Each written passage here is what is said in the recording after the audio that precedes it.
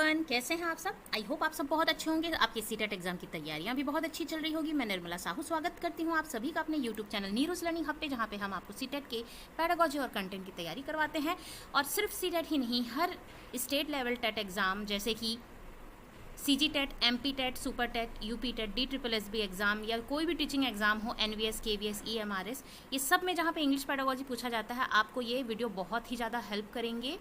और ये जो टॉपिक्स हैं, जो सिलेबस हम आपको कवर करवा रहे हैं, वो लैंग्वेज 1, लैंग्वेज 2, पेपर 1, पेपर 2 दोनों के लिए ही आपके लिए इम्पॉर्टेंट है। क्योंकि सिलेबस अगर आप जाकर देखेंगे सीटेट के ऑफिशियल वेबसाइट में, तो सिलेबस में कोई चेंज नहीं है। चाहे आप पेपर 1 के लिए तैयारी करें, पेपर 2 के लिए करें, या लैंग्वेज 1 हो या लैंग्वेज 2 हो, आपको सिलेबस और टॉपिक सेम मिलेंगे। तो ये उन दोनों पेपर के लिए ही आपकी तैयारी हो जाएगी। तो आज का हमारा जो टॉपिक है बहुत ही ज़्यादा इम्पॉर्टेंट है। जैसे कि आप देख सकते हैं, बिक्स एंड कैल्प, इससे 2 से 3 नंबर के क्वेश्चन हर साल पूछे जाते हैं। अगर आप 2018 से लेके आप 2024 तक जब एग्ज़ाम देखेंगे, उसमें इतने बार ये क्वेश्चन को बार बार रिपीटेडली फॉर्म में पूछा है, बिक्स एंड कैल्प्स क्या होता है। तो आज हम समझेंगे कि बिक्स और कैल्प क्या होता है। बिक्स जो है बेसिक इंटरपर्सनल कम्युनिकेशन स्किल जिसे कहते हैं, इसका फुल फॉर्म है। फुल फॉर्म भी पूछ लिया जाता है, तो फुल फॉर्म भी आपको याद रखना बहुत इंपॉर्टेंट है। कैल्प की बात की जाए तो उसका फुल फॉर्म है कॉग्निटिव एकेडमिक लैंग्वेज प्रोफिशिएंसी। तो फुल फॉर्म को भी पूछ लिया जाता है कि बिक्स किसके लिए स्टैंड होता है, BICS stand for what, CALP stand for what. तो ऑप्शन दे दिया रहेगा। तो अगर आपको फुल फॉर्म पता होगा तो आप सही से ऑप्शन टिक कर पाएंगे, है ना। तो आज जैसे कि आपने देखा कि आज हम बिक्स और कैल्प के बारे में जानेंगे कि ये होता क्या है। और सिर्फ इंग्लिश में नहीं, हिंदी और संस्कृत दोनों में ही ये बिक्स और कैल्प के क्वेश्चन पूछे जाते हैं। इस हिसाब से आप अगर आप देखेंगे तो ये वीडियो आपके लिए बहुत हेल्पफुल होने वाली, क्योंकि आपको इंग्लिश, हिंदी और संस्कृत में ही ये दोनों क्वेश्चन आपको मिल जाएंगे बिक्स और कैल्प के बारे में। उसकी आपकी तैयारी आपकी हो जाएगी। तो लास्ट तक वीडियो में बने रहिएगा। ध्यान से हम समझेंगे डिटेल में कॉन्सेप्ट को कि बिक्स एंड कैल्प होता क्या है। और जो प्रीवियस ईयर में क्वेश्चन आए हैं, 10 इंपॉर्टेंट क्वेश्चन मैं आपको करवाऊंगी जो आपके प्रीवियस ईयर में पूछे हैं सीटेट में, ठीक है। तो आगे बढ़ने से पहले कुछ मेरे बारे में। मेरा नाम है निर्मला साहू। मैंने बीएड में टॉप किया हुआ था। सीटेट पेपर 1, पेपर 2 में क्वालिफाई हूँ as a PGT English teacher. मुझे टीचिंग में कई सालों का एक्सपीरियंस है। चलिए बिना समय गंवाए आगे बढ़ते हैं हम हमारे टॉपिक पे। बिक्स यानी कि बेसिक इंटरपर्सनल कम्युनिकेशन स्किल जिसे हम कहते हैं, किसके द्वारा दी गई है, जिम क्यूमेंस। अब ये पूछ लिया जाएगा क्वेश्चन में, इसीलिए इनका मैंने स्पेशली यहाँ पर लिखा हुआ है नाम कि हु इंट्रोड्यूस या फिर BICS and CALP is given by whom. तो ऑप्शन में आपको दिया रहेगा और इनका नाम दिया रहेगा। तो आपको अगर पता है कि जिम क्यूमेंस ने उन्हें दिया है इस बेसिक इंटरपर्सनल कम्युनिकेशन स्किल की बात की जाए, या फिर cognitive academic language proficiency kelp, ये दोनों को ही किसके द्वारा इंट्रोड्यूस किया गया है, जिम क्यूमेंस, ठीक है। तो किसके द्वारा दिया गया है, ये ध्यान में रखेंगे, जिम क्यूमेंस, जिन्होंने इसको इंट्रोड्यूस किया है। बेसिक इंटरपर्सनल कम्युनिकेशन स्किल जिसे हम बिक्स के नाम से जानते हैं, are language skill needed in social situation. It is the day to day language needed to interact socially with other people. अगर सरल भाषा में कहूँ तो बिक्स का मतलब होता है वो आपकी लैंग्वेज स्किल, भाषा कौशल, जो कि सोशल सिचुएशन यानी कि सामाजिक स्थिति में आप करते हैं, उसमें आपको सामाजिक अन्योन्य क्रिया करने में, सोशल इंटरेक्शन करने में आपको जिसकी आवश्यकता होती है।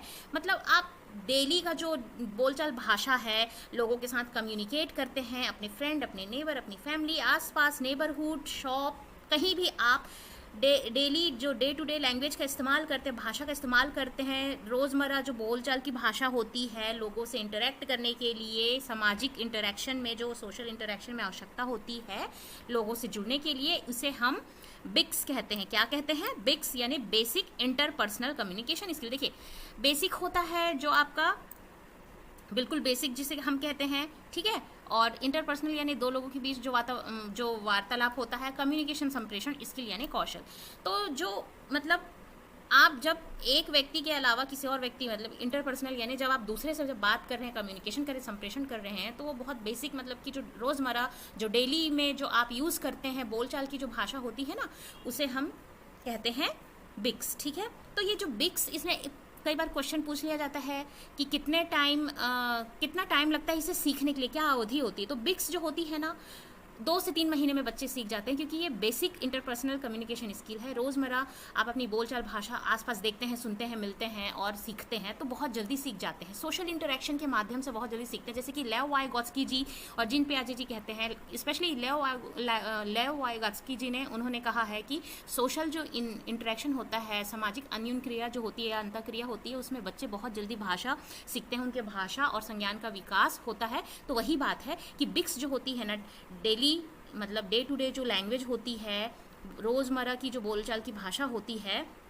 वो होती है। तो आप बहुत ही जल्दी लोगों से इंटरेक्ट होते हैं, अंतःक्रिया करते हैं और सीख जाते हैं। तो इसकी जो अवधि होती है वो 2 से 3 महीने की होती है। 2 से 3 महीने में आप सीख जाते हैं। जैसे छोटे बच्चे है ना, बाहर जाना सीखते हैं, बस वर्ड्स और वोकेबलरी और सेंटेंस जो है वो सीखना, पिकअप करना चालू कर देते हैं बहुत जल्दी।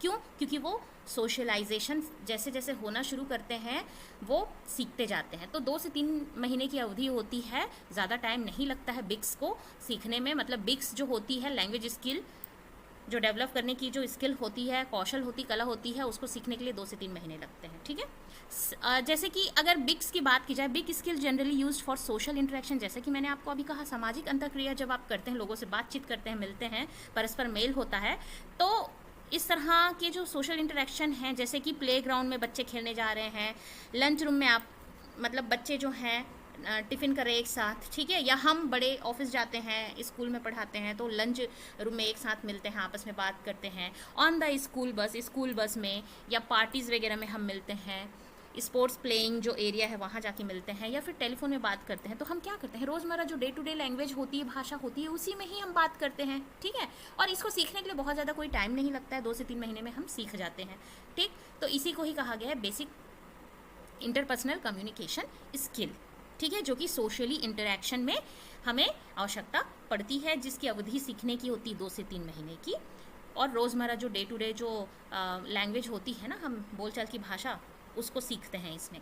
दे occur in a meaningful social context, क्योंकि सामाजिक अंतःक्रिया यानी कि सोशल इंटरेक्शन के थ्रू हम सीखते हैं, तो सामाजिक कॉन्टेक्स्ट यानी संदर्भ में होता है ना, सामाजिक संदर्भ में हम इसे सीखते हैं, उसके अंतर्गत सीखते हैं। और जो वहाँ पर समाज में जो एक्सेप्टेबल जो आपके जो भाषा है, जिसे हम इंटरेक्शन करने के दौरान यानी कि बात करने के दौरान, संप्रेषण के दौरान एक दूसरे की आवश्यकता के अनुसार बात करते हैं और सीखते हैं, उसी को कहा गया है सोशल कॉन्टेक्स्ट में सीखते हैं। सामाजिक संदर्भ में हम सीखते हैं जो रेलिवेंट होता है सोशल या सामाजिक तौर पे। ठीक है, तो ये हो गया आपका बिक्स के बारे में। अब हम जानेंगे, अच्छा एक एग्जाम्पल मैंने पिक्चर आपको दिखाने के लिए कि आप उसे देख के ना दिमाग में अगर आप रखेंगे, तो जब क्वेश्चन अगर आप सॉल्व करेंगे तो आपको ना ध्यान एकदम तुरंत जल्दी से आ जाएगा ध्यान में कि ये बिक्स है या कैल्प है। तो ये इमेज अगर आप देखेंगे, देखिए सोशल इंटरेक्शन की बात की गई है, तो ये बच्चे अगर ये कोई प्ले एरिया या कहीं पे खेल रहे हैं तो आपस में खेल रहे हैं, ठीक है, बात कर रहे होंगे, तो ये बिक्स का इस्तेमाल कर रहे हैं। ये देखिए कैंटीन या लंच रूम या जहाँ भी ये मिल के खा रहे हैं, तो बिक्स जो भाषा है, मतलब बेसिक इंटरपर्सनल कम्युनिकेशन स्किल, उसका इस्तेमाल कर रहे हैं, बिक्स का इस्तेमाल कर रहे हैं। यहाँ पर देखिए बच्चे यहाँ पे खेल रहे हैं, आप देख सकते हैं आपस में, तो यहाँ पे भी बिक्स का इस्तेमाल हो रहा होगा। ये स्कूल बस में बच्चे बैठे हैं, आपस में बात कर रहे हैं, तो ये भी बिक्स का इस्तेमाल होगा। तो ये एग्जाम्पल हैं जो आपके बिक्स यानी कि बेसिक इंटरपर्सनल कम्युनिकेशन स्किल को दर्शाता है। बहुत ध्यान से मैं एक बार और कहना चाहूँगी कि ध्यान से आप डिटेल में समझिए, सुनिए, कोई डाउट हो तो कमेंट करके ज़रूर पूछिए, क्योंकि ये हिंदी, इंग्लिश और संस्कृत में इसके क्वेश्चन पूछे जाते हैं। ठीक है, नेक्स्ट हम देख लेते हैं कैल्प। कैल्प यानी कि होता है cognitive academic language proficiency. Cognitive यानी संज्ञान होता है, एकेडमिक यानी कि आपकी जो स्कूल जो एजुकेशन होती है, लैंग्वेज भाषा प्रोफिशिएंसी यानी उसमें प्रवीणता, यानी कि उसमें आप कितने प्रवीण हैं, ठीक है, कुशल हैं। तो जो कॉग्निटिव एकेडमिक लैंग्वेज प्रोफिशिएंसी, इसको भी किसने दिया है, जिम क्यूमेन ने दिया है। ये दोनों को ही उन्होंने ही इंट्रोड्यूस किया है। ठीक है, ये बात ध्यान में रखेंगे। तो कॉग्निटिव एकेडमिक लैंग्वेज प्रोफिशिएंसी जो होती है, जिसे हम कैल्प के नाम से जानते हैं, इसका मतलब होता है refers to formal academic learning. अब ये देखिए फॉर्मल सेटिंग में होता है, ये जो बिक्स होता है ना इनफॉर्मल। अब जैसे कि बच्चे यहाँ पे आपस में खेल रहे हैं, यहाँ आपस में बात कर रहे हैं, लंच कर रहे हैं, बात कर रहे हैं, खेल रहे हैं तो बात कर रहे हैं। ये कोई अगर लाइब्रेरी हो, प्ले एरिया हो या जो भी हो, और स्कूल बस में है, यहाँ पर बैठे हुए हैं, प्ले एरिया में बैठे हुए हैं, तो ये फॉर्मल बात नहीं करेंगे, आपस में बिल्कुल जो डे टू डे उनका जो रोज़मर्रा का बातें होंगी उसे वो इंटरेक्ट करेंगे, वही बात करेंगे, है ना। इसमें कोई फॉर्मेलिटी नहीं होगी, कोई फॉर्मल सेटिंग नहीं है, बाहर मिल रहे हैं, प्लेग्राउंड में मिल रहे हैं, बस में मिल रहे हैं, खेलने के दौरान मिल रहे हैं, लंच रूम में मिल रहे हैं, तो फॉर्मल सेटिंग नहीं है, ये बिल्कुल इनफॉर्मल है, अनऔपचारिक है। लेकिन अगर वही कैल्प की बात की जाए तो ये बहुत ही ज़्यादा फॉर्मल होता है। और एग्जांपल अगर लिया जाए तो जैसे कि आपका एकेडमिक जो स्कूल टेक्स्ट बुक ये सब जो आप पढ़ते हैं सीखते हैं ना, ये आपका फॉर्मल एकेडमिक लर्निंग होता है, ठीक है। तो कैल्प जो होता है ना, फॉर्मल एकेडमिक लर्निंग होता है। This include listening, speaking, reading and writing. और इसमें जो चारों जो आपके लैंग्वेज स्किल है LSRW, इसमें इसका डेवलपमेंट होता है, ठीक है। और इसकी जो अवधि होती है ना, सालों साल लगती है। जैसे कि स्कूल में आप कोई लैंग्वेज या कोई भी भाषा आप सीखते हैं या लैंग्वेज एकेडमिक जो लर्निंग करते हैं उसमें आपको काफ़ी टाइम लग जाता है, एकाएक तो आप नहीं सब कुछ सीख जाते हैं। आप पूरा ग्रेजुएशन 12th करने के बाद ग्रेजुएशन वगैरह पार करते हैं तब आप कुछ बनते हैं। जैसे आपको एक बुक, आप एक PhD होल्डर बने आगे चल के, या MPhil या PhD होल्डर बने, आपने कोई बुक लिखी, थीसिस लिखी, तो आप पूरा जब स्कूलिंग से लेके आप कॉलेज तक किए, आप जो आपका कॉलेज के बाद आपकी जो हायर स्टडी होती वो भी आपने किया, तो कितना टाइम लगा, तो ये टाइम टेकिंग होता है, लॉन्ग टर्म पे इसे सीखा जाता है, काफ़ी टाइम लगता है। वहीं बिक्स की बात की जाए तो 2 से 3 महीने में हम सीख जाते हैं, लेकिन अगर कैल्प की बात की जाए तो ये लॉन्ग टर्म होता है, कई साल लग जाते हैं सीखने में। तब आपको लिसनिंग, स्पीकिंग, रीडिंग और राइटिंग में आपकी मास्टरी होती है, उस पर आपको मास्टरी अचीव होता है, ठीक है। आप पूरी तरह से निपुण हो जाते हैं, प्रोफिशिएंट हो जाते हैं उस भाषा में, ठीक है। और या फिर जो भी आप सब्जेक्ट पढ़ रहे हैं, about the subject area, content material, जो भी कंटेंट है, जो भी मटेरियल है जिस भी सब्जेक्ट में, उसको सीखने के लिए, जैसे आप आगे चल के 11th 10 के बाद आप 11th में कोई साइंस ले रहा है, कोई मैथ्स ले रहा है, कोई ह्यूमैनिटी ले रहा है, कोई लिटरेचर ले रहा है, कोई आर्ट ले रहा है, तो उस सब्जेक्ट एरिया में आपको निपुण बनने के लिए आपको ग्रेजुएशन, पोस्ट ग्रेजुएशन, उसके बाद MPhil या फिर PhD ये सब करना पड़ता है, तब जाके आप उसमें क्या होते हैं, निपुण होते हैं, ठीक है। MPhil PhD तो काफ़ी हायर हो जाता है, लेकिन कम से कम पोस्ट ग्रेजुएशन तो करना पड़ता है, ताकि आपको उस सब्जेक्ट एरिया में आपको क्या हो सके, आपको एक डीप नॉलेज हो सके, आप उसमें प्रवीण हो सके, प्रोफिशिएंट हो सके। प्रोफिशिएंट होने के लिए अगर आप कर रहे हैं तो आपको बहुत टाइम लग रहा है, लॉन्ग टर्म पे ये चलता है, ये लर्निंग जो है, और इसमें आपकी LSRW यानी लिसनिंग, स्पीकिंग, रीडिंग, राइटिंग साथ साथ चलती है, तब जाके आपको उसमें प्रवीणता हासिल होती है, प्रोफिशिएंट होते हैं। This level of language learning is essential for student to succeed in school. School में भी बच्चा जब पढ़ता है ना, तो रिजल्ट अच्छा लाने के लिए हर सब्जेक्ट में उसको अच्छा स्कोर करना पड़ता है। पूरा साल भर वो पढ़ता है तो लॉन्ग टर्म माना ही जाएगा ना इसको, कि 2-3 महीने या 1-2 महीने पढ़ लिए और वो सीख गया, ऐसा नहीं होता है। अगर हम एक एकेडमिक सेशन की बात करें, जैसे कोई बच्चा अगर क्लास 3rd में है, क्लास 3rd वो पूरा साल भर पढ़ेगा, तब जाके उसको वो एक्सीलेंट या आउटस्टैंडिंग में आता है हर सब्जेक्ट में। तो इसमें क्या होता है कि लैंग्वेज जो लर्निंग है, सब्जेक्ट है या कंटेंट मटेरियल जो भी वो पढ़ रहा है, उसको सक्सीड करने के लिए उन्हें उस लेवल में सीखने के लिए सब में उन्हें अच्छी लर्निंग करनी पड़ती है, अच्छा अधिगम करना पड़ता है। Student need time and support to become proficient in academic area, ठीक है। अपने अपने जो एकेडमिक एरिया यानी सब्जेक्ट वाइज जो भी एकेडमिक सेशन में जितने भी सब्जेक्ट हैं, है ना, चाहे आप बच्चों की बात करें, English, Hindi, maths, EVS, social science, जो भी सब्जेक्ट होते हैं एकेडमिक एरिया में, उसको उसमें मास्टरी करने के लिए, उसमें प्रोफिशिएंट बनने के लिए उन्हें टाइम और टीचर का सपोर्ट चाहिए होता है। बिना टीचर के सपोर्ट संभव नहीं हो सकता। It include skills such as comparing, classifying, synthesising, evaluating and inferring. अब देखिए, बेसिक इंटरपर्सनल कम्युनिकेशन स्किल में रोज़मर्रा की जो भाषा यूज़ करते हैं उसमें आपको इतना दिमाग नहीं लगाना पड़ता, आपको कोई एनालाइज नहीं करना पड़ता, कंपेयर नहीं करना पड़ता है, यानी कि कंपेयर नहीं होता है, वहाँ क्लासिफिकेशन की ज़रूरत नहीं पड़ती, सिंथेसाइजिंग, इवेल्युएटिंग, इन्फर करना, ये सब इन सब की आवश्यकता नहीं होती। लेकिन अगर आप एकेडमिक लैंग्वेज फॉर्मल सेटिंग में सीखते हैं ना, तो उसमें आपको कंपेयरिंग, क्लासीफाइंग, सिंथेसाइजिंग और इवेल्युएटिंग जो होती है ना, इन्फरिंग, ये सब की आवश्यकता पड़ती है। अगर इन शॉर्ट हम कहें तो जिसे हम कहते हैं हॉट क्वेश्चंस, जैसे बच्चों से पूछा जाता है या फिर वो ओलंपियाड वगैरह एग्जाम देते हैं, ये सब इसमें आता है।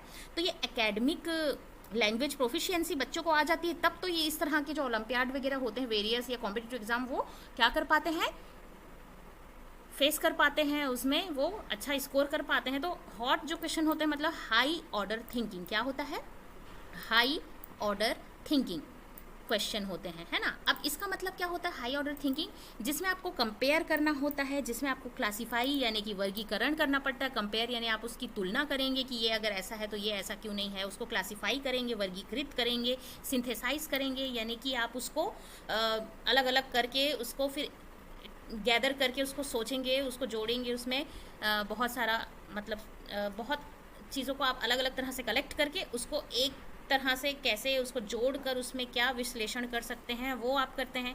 इवेल्युएट करते हैं, इन्फर करते हैं, उसका निष्कर्ष निकालते हैं, कंक्लूजन पे आते हैं, ये सब उसमें लगता है, इसीलिए इसे हाई ऑर्डर थिंकिंग कहा जाता है। तो हाई ऑर्डर थिंकिंग कहाँ पर लगती है? कॉग्निटिव एकेडमिक लैंग्वेज प्रोफिशिएंसी में आपको आवश्यकता पड़ती है इस तरह की नॉलेज में, ठीक है। जैसे कि आपको कोई बुक लिखना है या थीसिस लिखना है या कोई टॉपिक के बारे में अगर आपको कुछ लिखना है, एक बुक लिखना है तो या आर्टिकल लिखना है, तो उसमें आपको ना हाई ऑर्डर थिंकिंग की आवश्यकता पड़ती है, क्योंकि आप पहले आप जो डेटा होती है पहले आप पढ़ेंगे, डेटा को कलेक्ट करेंगे, कंपेयर करेंगे, क्लासीफाई करेंगे, सिंथेसाइज करेंगे, इवेल्युएट करेंगे और उसका निष्कर्ष निकालेंगे, फिर आप लिखेंगे, ठीक है। तो इसमें हाई ऑर्डर थिंकिंग की आवश्यकता पड़ती है। तो इस तरह से हमने देखा कि कैल्प जो होता है कॉग्निटिव एकेडमिक लैंग्वेज प्रोफिशिएंसी होती है। कॉग्निटिव यानी संज्ञान, पूरी आपकी जो संज्ञान है ना, कॉग्निशन, उसका पूरा इस्तेमाल होता है जिसमें आप पूरा LSRW सीखते हैं, ठीक है। तो आई होप यहाँ तक आपको समझ में आया होगा। इसकी भी मैंने इमेज आपके अच्छे समझ के लिए, ताकि आप अच्छे से समझ सकें, उसके लिए मैंने रखा है। देखिए कॉग्निटिव एकेडमिक प्रोफिशिएंसी की बात की जाए तो जैसे ये बच्चे हैं टेक्स्ट बुक पढ़ रहे हैं, जो भी सब्जेक्ट एरिया का है, यहाँ पे आप देखेंगे अपने स्कूल में टेक्स्ट बुक पढ़ रहे हैं, एकेडमिक जो फॉर्मल सेटिंग में है ना, स्कूल्स, ये बच्चे जो हैं स्कूल में पढ़ रहे हैं, अपनी जो टेक्स्ट बुक है, अपने सब्जेक्ट बुक है, ये सबको पढ़ रहे हैं, तो ये आपके क्या हो गए? Cognitive academic language proficiency. तो यहाँ तक आपने देख लिया। अब हम देखेंगे CTET में जो प्रीवियस ईयर में क्या क्या क्वेश्चन पूछे गए हैं। तो मैं आशा करती हूँ कि आपको बिक्स और कैल्प समझ में आ गया होगा क्या होता है। देखिए बिक्स जो है वो इनफॉर्मल सेटिंग में पूछा जाता, इनफॉर्मल सेटिंग में सीखा जाता है। उसकी जो टाइम होती है शॉर्ट पीरियड होती है, 2 से 3 महीने में सीख जाते हैं। बिल्कुल डे टू डे रोज़मर्रा की जो इनफॉर्मल जो इंटरेक्शन होती है, सोशल इंटरेक्शन होते हैं, उसे कहा जाता है कैल्प। की बात की जाए तो कॉग्निटिव मतलब कि आपका जो संज्ञान से जुड़ा है, जिसमें आप लिसनिंग, स्पीकिंग, रीडिंग, राइटिंग सब सीखते हैं, फॉर्मल सेटिंग में सीखते हैं। आपको टीचर या आपके मेंटर की सपोर्ट की आवश्यकता होती है और इसमें सालों साल लग जाते हैं सीखने के लिए, ठीक है। तो इससे आपकी जो हाई ऑर्डर थिंकिंग है, जिसमें कंपेयरिंग, एनालाइजिंग, सिंथेसाइजिंग, इवेल्युएटिंग, इन्फरिंग, ये सब कुछ इंक्लूड हो जाता है। तो चलिए आप क्वेश्चन देख लेते हैं हम। CTET में 21 दिसंबर 2021 पेपर 1 में आप यहाँ पर देख सकते हैं पूछा है कि the term BICS and CALP was introduce by. देखिए जैसे मैंने कहा था ना कि पूछ लिया जाएगा किसके द्वारा इंट्रोड्यूस किया गया है, तो ये हमारा आंसर 4th नंबर हो जाएगा। जिम क्यूमेन हमने पढ़ा था, ठीक है, कि जिम क्यूमेन जो है उन्होंने दिया है बिक्स एंड कैल्प को, उन्होंने ही इंट्रोड्यूस किया है। नेक्स्ट हम देख लेते हैं विच of the following comes under kelp. Kelp के अंतर्गत कौन क्या आता है?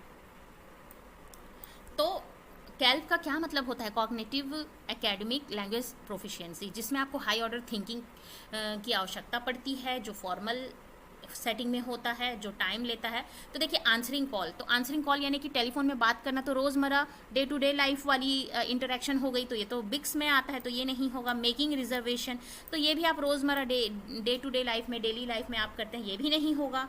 Making an appointment for salon, तो ये भी आप डे टू डे लाइफ में आप ये काम करते हैं, तो ये भी बिक्स होगा, ये तीनों बिक्स होगा।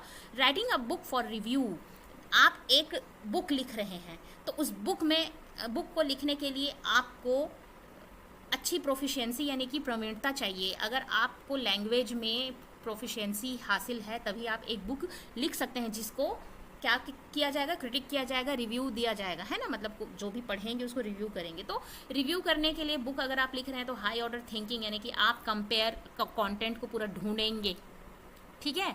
उसके बाद आप क्या करेंगे? गैदर करेंगे, उसको कंपेयर करेंगे, ठीक है, एनालाइज करेंगे, सिंथेसाइज करेंगे, इन्फर करेंगे, तब जाके आपकी राइटिंग कंप्लीट होगी। तो आपका ये जो कैल्प है वो होगा राइटिंग बुक फॉर रिव्यू, ये हो जाएगा आपका answer 4th number. Next, which of the following is an example of BICS basic interpersonal communication skill. तो बेसिक इंटरपर्सनल कम्युनिकेशन स्किल का एग्जाम्पल क्या है आपको बताना है ऑप्शन में से। तो explaining a procedure to peer during an experiment, आप क्लासरूम में ही अकेडमिकली आप सीख रहे हैं, फॉर्मल सेटिंग में सीख रहे हैं, तो ये भी कैल्प होगा, ये हमारा आंसर नहीं है।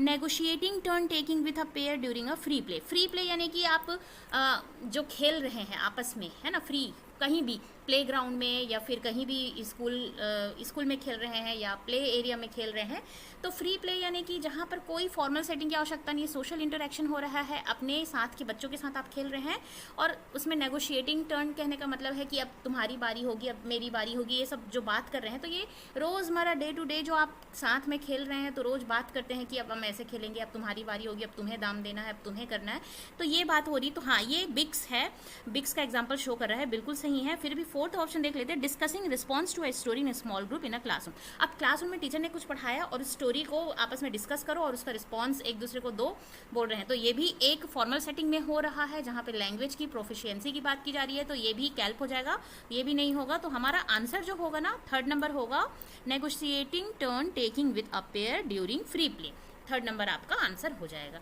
नेक्स्ट हम देख लेते हैं, कैल्प स्टैंड्स फॉर। देखिए फुल फॉर्म पूछ लिया, कैल्प किसके लिए है, तो आपको पता है कि कैल्प जो होता है हमारा कॉग्निटिव एकेडमिक लैंग्वेज प्रोफिशिएंसी, कई बार अभी हमने बार बार रिपीटेडली बोल के आपको समझाया है, आपने पढ़ा, तो ये आपका डी नंबर आंसर सही हो जाएगा। और देखिए कंफ्यूज करने के लिए वही शुरू में दे दिया कॉग्निटिव, यहाँ पे दे दिया एडवांस लैंग्वेज प्रोफिशिएंसी, अगर आप हड़बड़ी करेंगे तो गलत करके आ जाएंगे। तो ये एडवांस दिया, एडवांस नहीं है, आपको याद होना चाहिए कि एकेडमिक यानी जो पाठ्यक्रम, जो आपका करिकुलम है, जो स्कूल, जो एकेडमिक शैक्षणिक जो आप शिक्षा लेते हैं उसके अंतर्गत आप लैंग्वेज भाषा या कोई भी सब्जेक्ट को सीखते हैं, वो कैल्प होता है। और यहाँ पे कॉम्पिटेंसी दे दिया, तो यहाँ कंपैरेटिव दे दिया, तो ये तो ऐसे भी गलत हो गया। ये जो है ये कंफ्यूज करने के लिए कॉग्निटिव लिख के यहाँ पे एडवांस दे दिया और बाकी पूरा सेम लिखा है, तो आप ध्यान रखेंगे कि कॉग्निटिव एकेडमिक होता है, ना कि एडवांस, ठीक है। तो आपका डी नंबर आंसर सही हो जाएगा। नेक्स्ट हम देख लेते हैं, बिक्स स्टैंड फॉर। बिक्स किसके लिए स्टैंड करता है, तो यहाँ पे बाइलिंगुअल, बाइलिंगुअल वाले तो ऐसे ही आपने हटा दिया, ठीक है, रॉन्ग हो गया, बाइलिंगुअल तो होगा नहीं, बिक्स बेसिक होता है। अब यहाँ पे basic inter related communication strategy दिया है, तो ये तो नहीं होगा, हमें पता है बेसिक इंटरपर्सनल कम्युनिकेशन स्किल को कहा जाता है बिक्स, जो कि रोज़मर्रा डे टू डे भाषा सोशल इंटरेक्शन के दौरान आप यूज़ करते हैं और इसे सीखने में आपको बहुत ज़्यादा टाइम नहीं लगता। नेक्स्ट हम देख लेते हैं, और आप देखेंगे ये सारे सीटेट में क्वेश्चन पूछे गए हैं, देखिए कितना ज़्यादा रिपीट हुआ है क्वेश्चन हर साल में। नेक्स्ट हम देख लेते हैं question, cognitive academic language proficiency यानी कैल्प रेफर्स टू, किसे कहा गया है, ये इनमें से आपको समझ के बताना है। Complex and abstract idea are conveyed through abstract language, ये बात बिल्कुल सही है कि कॉग्निटिव एकेडमिक डेवलपमेंट जो होता है वो complex and abstract idea are conveyed through abstract language, ये बात एकदम सही है, क्योंकि अब बाकी ऑप्शन आप देखेंगे, language use for day to day and here and now communication, तो ये तो बिक्स को बता रहा है कि जो डे टू डे जो लैंग्वेज होती है, हर बार आप जब भी आप सोशली इंटरेक्ट करते हैं तो डे टू डे भाषा आपकी क्या होती है, वो बोल रहा है यहाँ पर। कम्युनिकेशन लैंग्वेज स्किल जो कम्युनिकेशन संप्रेषण के लिए आप इस्तेमाल करते हैं वो भी बिक्स के अंतर्गत आता है।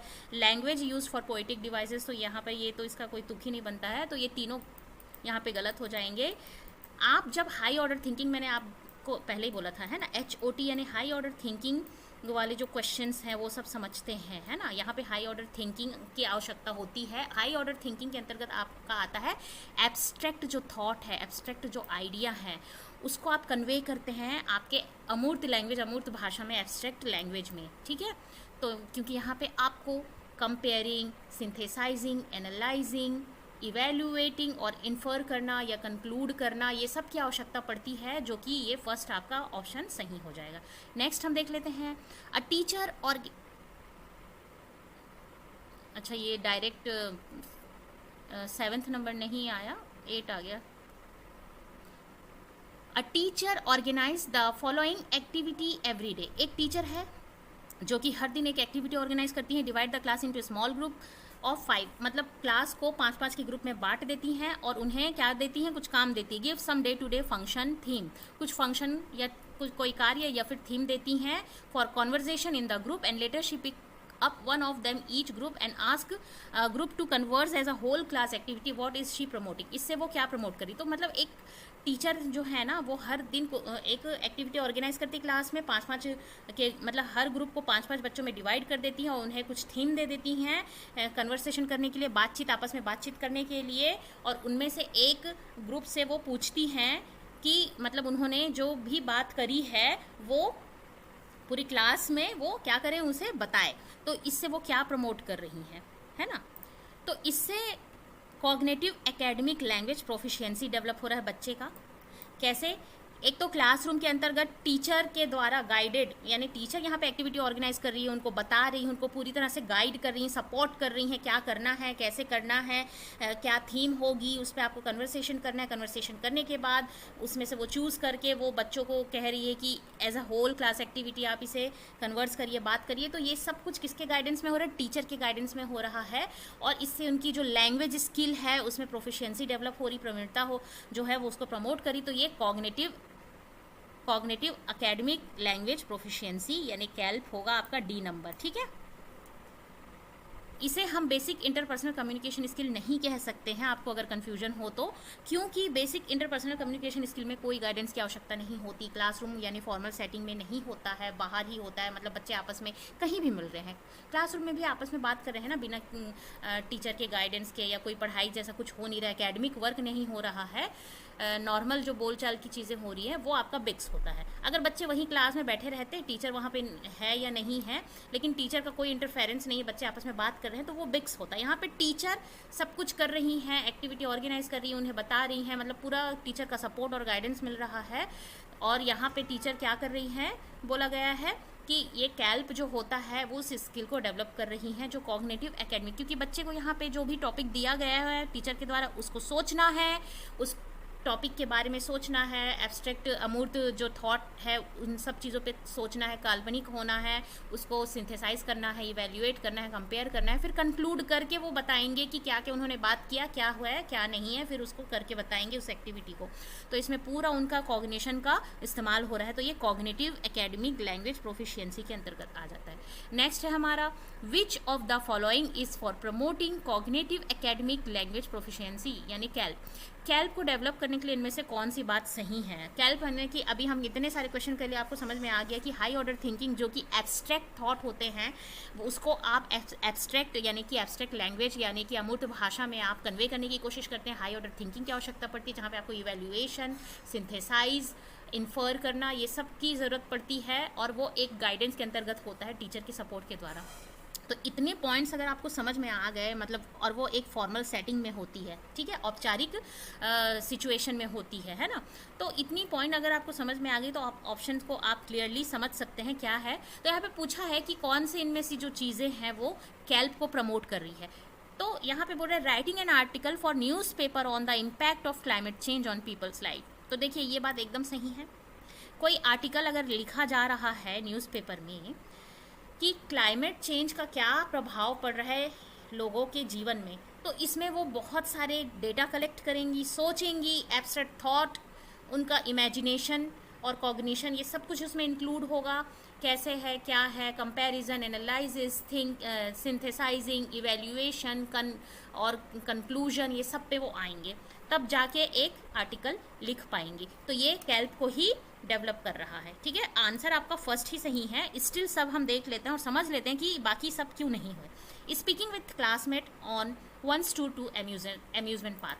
कोई बच्चे अगर अम्यूजमेंट पार्क गए हैं उसके बारे में बच्चे आपस में बात कर रहे हैं, क्लासमेट यानी कि अपने सहपाठी से बात कर रहे हैं, तो ये आपको समझ में आ रहा है सहपाठी से आपस में बात कर रहे हैं अपने पार्क या कोई भी चीज़ों के बारे में, कोई भी टॉपिक के बारे में। तो यहाँ टीचर का कोई गाइडेंस नहीं है, कोई इंटरफेरेंस नहीं, कोई रोल नहीं है, बच्चे आपस में अपना बात कर रहे हैं, तो ये बिक्स हो जाएगा।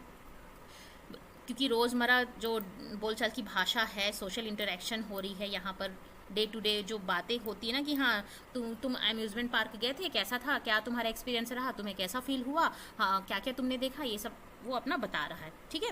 Writing one's diary at the end of the day of the one's day, मतलब कि बच्चे आपस में कभी होता है ना कि क्लास सेशन ख़त्म होता है तो स्लैम बुक या डायरी लिखवाते हैं, आपकी क्या फेवरेट चीज़ होती है, आपका फेवरेट कलर क्या है, क्या खाना है, कहाँ कौन सी प्लेस आपको पसंद करती है, इस तरह के आप एक डायरी आप लिख रहे हैं, एक बच्चा लिख रहा है दूसरे बच्चे की डायरी में स्कूल का एंड डे पे।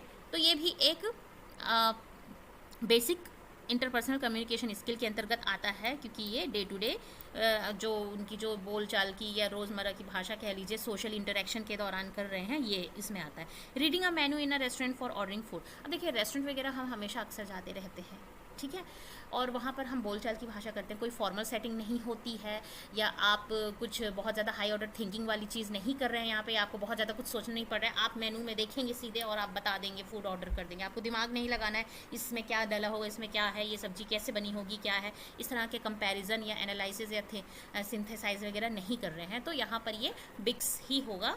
तो ये तीनों ही बिग्स के एग्जाम्पल हैं। लेकिन ये जो है, अगर आर्टिकल लिखा जा रहा है न्यूज़पेपर में कि अगर मौसम चेंज का क्या प्रभाव होता है हमारे मतलब लोगों के जीवन में, तो कितना कुछ डेटा कलेक्ट करके उसको कंपेयर करके उसको एनालाइज, सिंथेसाइज और ये सब करके मतलब पूरा कॉग्निशन का, ये संज्ञान का यहाँ पे इस्तेमाल किया जा रहा है, हाई ऑर्डर थिंकिंग का इस्तेमाल किया जा रहा है। और इसमें जो है वो उनको आर्टिकल अगर लिखा जा रहा है तो वो उसमें अपनी भाषा और उस अपने फील्ड में वो क्या है, प्रवीण है, कौशल है, तब जाके वो लिख पा रहे हैं। ऐसे अगर मुझे कह दिया जाए कि एक आर्टिकल लिखो तो मैं नहीं लिख पाऊंगी, क्योंकि मुझे इसका कोई ज्ञान ज़्यादा खास नहीं है या उसमें मुझे प्रोफिशिएंसी नहीं है। तो इसीलिए ये आपका फर्स्ट आंसर सही हो जाएगा। लास्ट जो है question, in a language classroom you have asked student to write down the direction. एक भाषा की क्लास में टीचर के बारे में बोला जा रहा है कि आपने बच्चों को कहा कि डायरेक्शन के बारे में लिखो। They will then present the direction in pair to each other. मतलब वो लोग क्या करेंगे, डायरेक्शन को दिखाएंगे, प्रेजेंट करेंगे, प्रस्तुत करेंगे पेयर में एक दूसरे के साथ। This activity will help to promote. तो ये जो एक्टिविटी टीचर करवा रही हैं तो क्या प्रमोट करता है, तो सीधी सी बात है ये कैल्प को प्रमोट करता है, cognitive academic language proficiency. Teacher के गाइडेंस में हो रहा है, टीचर के द्वारा क्लासरूम में, मतलब फॉर्मल सेटिंग, टीचर का गाइडेंस और सपोर्ट है। उनको कोई टॉपिक दिया गया है डायरेक्शन, दिशाओं के बारे में, बच्चे सोचेंगे, एनालाइज करेंगे, सिंथेसाइज करेंगे, इवेल्युएट करेंगे, कंपेयर करेंगे, तब वो क्या करेंगे, प्रेजेंट करेंगे उसको टीचर, वो एक्टिविटी को टीचर के सामने क्या करेंगे, प्रेजेंट करेंगे। तो इसमें high order thinking, abstract thinking सब कुछ इंक्लूड हो जा रहा है।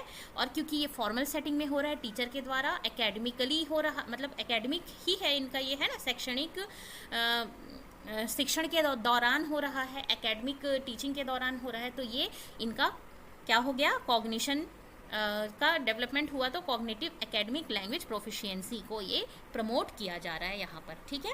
तो इस तरह से देख लिया हमने, 10 क्वेश्चन हमने देख लिया, ये ख़त्म हो गए, जो कि सीटेट प्रीवियस ईयर में पूछे गए क्वेश्चन है। हमने ये भी समझ लिया कि बिग्स और कैल्प होता क्या है। मैंने कोशिश करी अपनी तरफ से कि आपको मैं सरल भाषा में समझा पाऊँ। क्लास अगर आपको हेल्पफुल लगी हो, रिसोर्सफुल लगी हो, तो लाइक शेयर सब्सक्राइब ज़रूर कीजिएगा, ज़्यादा से ज़्यादा शेयर कीजिए। कोई डाउट हो तो कमेंट करके ज़रूर पूछिएगा। तब तक के लिए पढ़ते रहिए, आगे बढ़ते रहिए। Thanks for watching, thank you, keep learning, keep growing.